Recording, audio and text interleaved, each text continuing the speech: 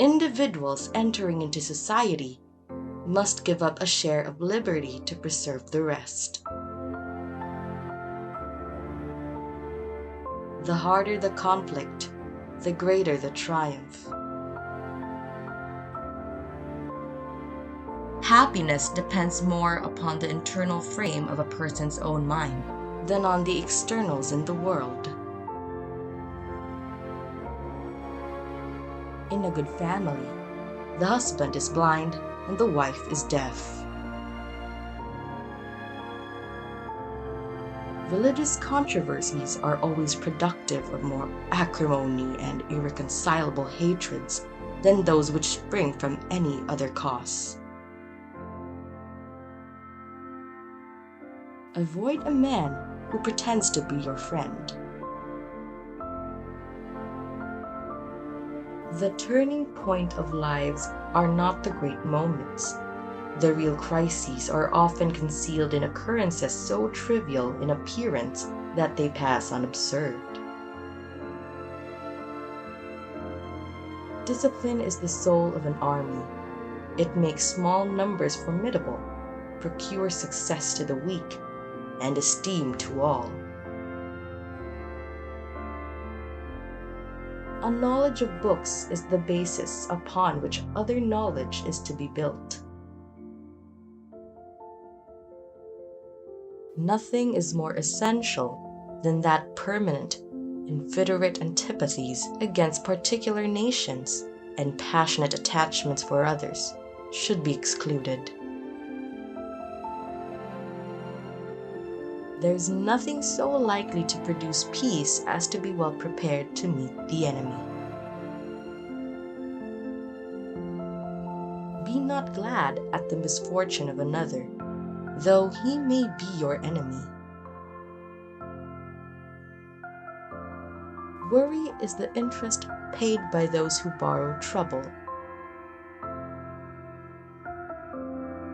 A bad war is fought with a good mind. If freedom of speech is taken away, then dumb and silent we may be led, like sheep to the slaughter. There is nothing which can better deserve our patronage than the promotion of science and literature. Knowledge is in every country the surest basis of public happiness. Labor to keep alive in your breast that little spark of celestial fire called conscience. Few men have the virtue to withstand the highest bidder.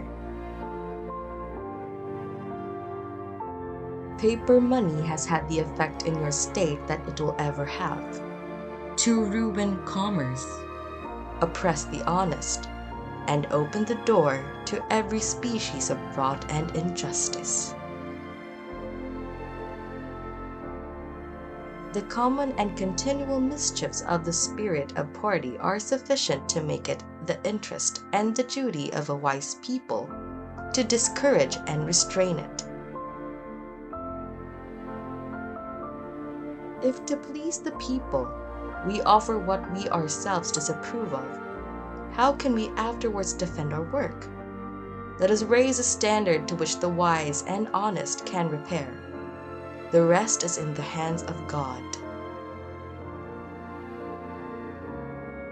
It is substantially true that virtue, or morality, is a necessary spring of popular government.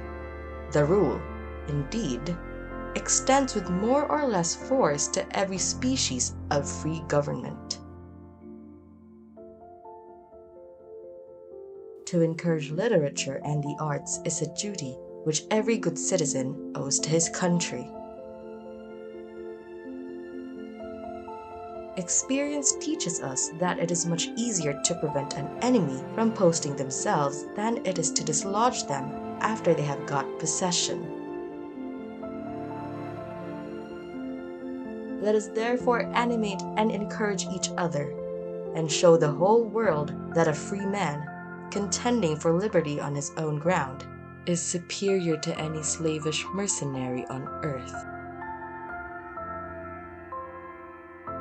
guard against impostures of pretended patriotism. True friendship is a plant of slow growth and must undergo and withstand the shocks of adversity before it is entitled to appellation. 99% of failures are the ones who make excuses. A primary object should be the education of our youth in the science of government. It is better to offer no excuse than a bad one. Decision-making, like coffee, needs a cooling process. Real men despise battle, but will never run from it. Let your heart feel for the afflictions and distress of everyone. To persevere in one's duty and to be silent is the best answer to calumny.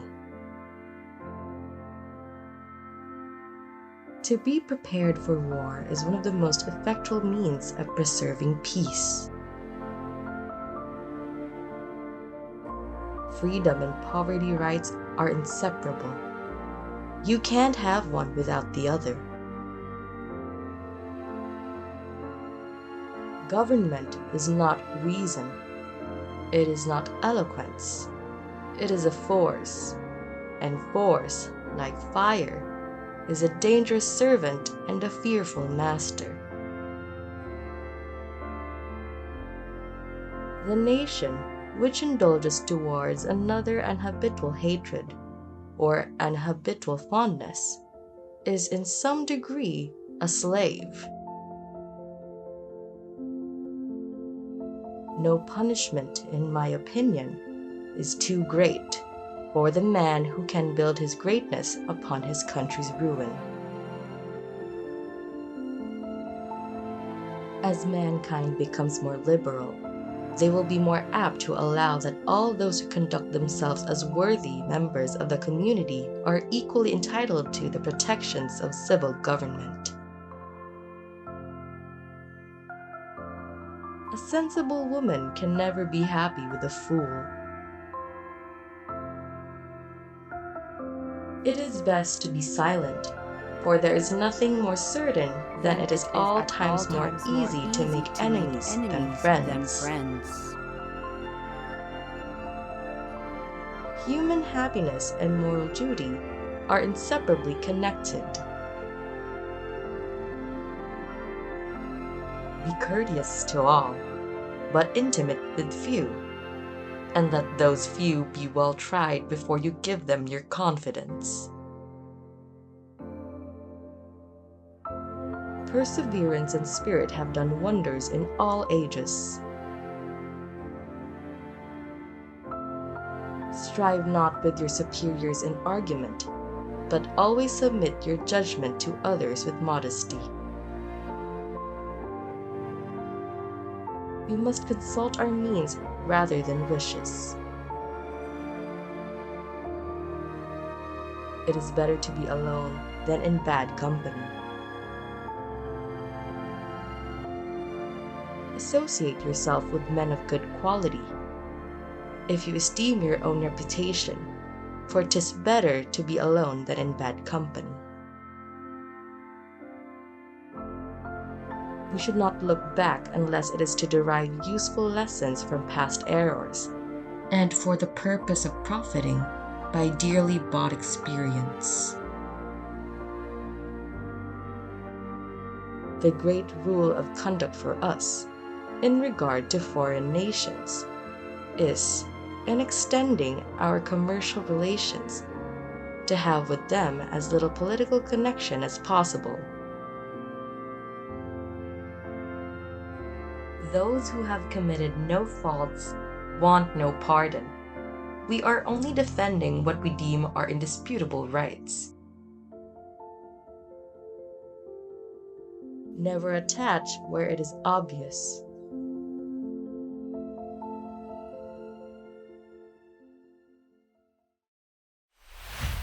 Thank you for watching.